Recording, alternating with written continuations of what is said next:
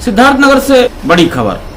बुद्ध की धरती पर उगने वाला काला नमक चावल, जिसे बुद्ध का प्रसाद भी कहा जाता है, इसके उत्पादन के अलावा किसानों के पैदावार का उचित मूल्य मिल सके, इस तरह का महत्वपूर्ण कदम जिला प्रशासन सिद्धार्थनगर द्वारा आयोजित बुद्धा राइस क्रेता विक्रेता सम्मेलन का आयोजन किया है।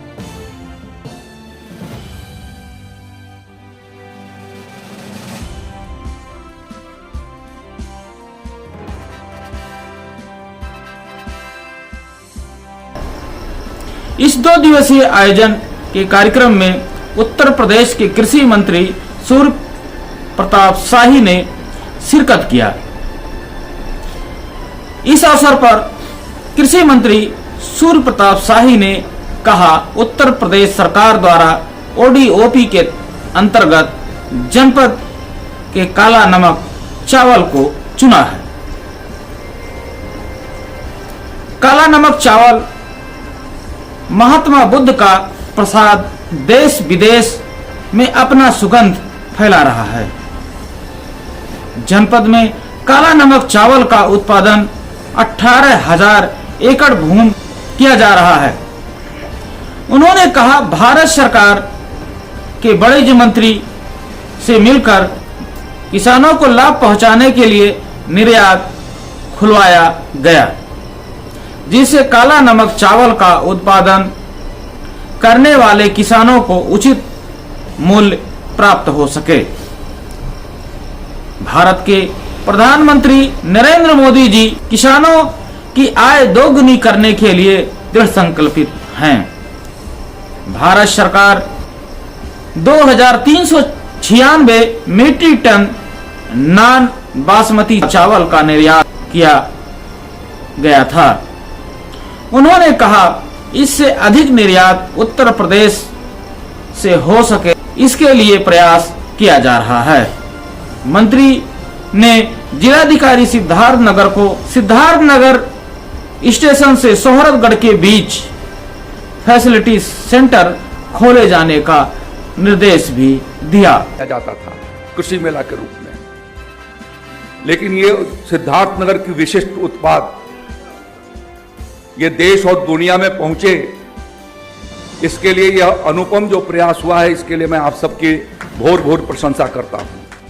और मुझे खुशी है कि ओडीओपी के अंतर्गत सिद्धार्थनगर ने जब काला नमक चावल को अपना ओडीओपी का हिस्सा बनाया, तो जो लुप्त हो रही थी काला नमक सिद्धार्थनगर की धरती से, वो कम होते होते 500 हेक्टेयर के करीब आ गई थी। लेकिन इन प्रयासों से इस वर्ष जो लगाई गई वो 12,000 हेक्टेयर से ज्यादा भूमि में काला नमक लगी है। और यहाँ के जो कंपनियां स्टॉल, आज यहाँ पर लगभग 50 के करीब कंपनियां या हमारे कृषि उत्पादक संगठन यहाँ स्टॉल लगाए हैं। इन लोगों ने भी उस समय चर्चा किया था कि नॉन बासमती चावल का निर्यात भारत सरकार ने कतिपय कारणों से रोक दिया है, और नॉन बासमती चावल के भीतर काला नमक भी था। इस नाते यहाँ का निर्यात बंद हो गया था। लेकिन हमने प्रयास किया, माननीय वाणिज्य मंत्री जी को पत्र भी दिया और उनसे मिल करके मैंने आग्रह किया कि काला नमक चावल को और इसके साथ साथ उत्तर प्रदेश के अन्य चावलों के भी निर्यात को आप खोल दें। मैं धन्यवाद देना चाहता हूं प्रधानमंत्री मोदी जी को और भारत सरकार के वाणिज्य मंत्री पीयूष गोयल जी को, कि जिन्होंने किसानों की आवश्यकता को समझते हुए वह फिर से निर्यात खोला। और मुझे इस बात की पूरी संभावना है कि इस साल बड़ी मात्रा में इस जो बायर सेलर मीट हो रही है, इसके माध्यम से एक्सपोर्ट को बहुत तेजी से बढ़ाया जा सकेगा। अब 2 दिवसीय क्रेता विक्रेता सम्मेलन में उत्तर प्रदेश के कृषि मंत्री ने सिद्धार्थनगर को बड़ा सौगात दे गए और वहीं काला नमक चावल की गुणवत्ता का भी बखान कर गए। देखते रहिए दूरदर्शन टीवी, सच्ची खबरों के साथ। आज जब अभी ये कार्यक्रम संपन्न हो रहा है, तो 5 एफपीओ के साथ क्लस्टर फार्मिंग कैसे काला नमक की किया जाए, काला नमक के क्लस्टर फार्मिंग को करने की दृष्टि से कंपनी के साथ एमओयू होगा और वह कंपनी उनको अच्छे बीज उपलब्ध कराने के साथ साथ किसान उत्पादक संगठनों के माध्यम से उनके कार्य क्षेत्र के भीतर किसानों को काला नमक की खेती को कैसे आगे की ओर बढ़ाई जाए, उस दिशा से विशेष प्रयास वो करेंगे। इसके बारे में मैं आशावान हूँ।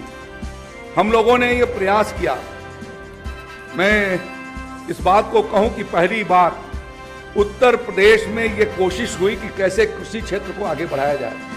उत्तर प्रदेश का आर्थिक आधार विशेष रूप से आज भी हमारा जो उत्तर प्रदेश की जीडीपी है, उत्तर प्रदेश के जीडीपी में 28% के करीब कृषि क्षेत्र का योगदान है, यानी एक बहुत बड़ी भागीदारी उसकी है।